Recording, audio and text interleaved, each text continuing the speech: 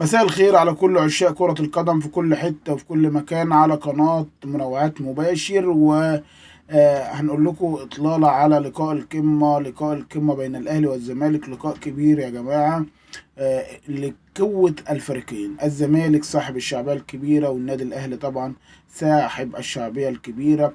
وكأس مصر خارج الأراضي المصرية على الأراضي السعودية الجميلة. نتمنى التوفيق للفريقين. بس في كلمة عايز أقولها، إن الأهلي داخل المباراة وبيسعى بكل قوته إن يخلص من العقدة اللي الزمالك عاملها، لأن الزمالك في آخر 3 نهائيات الزمالك فايز على الأهلي فيهم.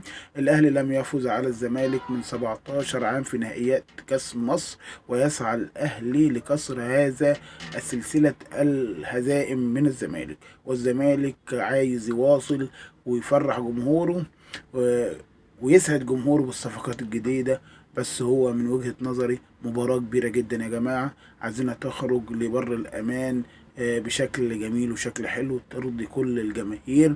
ومباراة تركي آل الشيخ محضر لها تحضير كبير جدا. والمباراة يا جماعة هتبقى مباراة كبيرة بالجماهير بالشكل الجميل، وإن شاء الله تشرفونا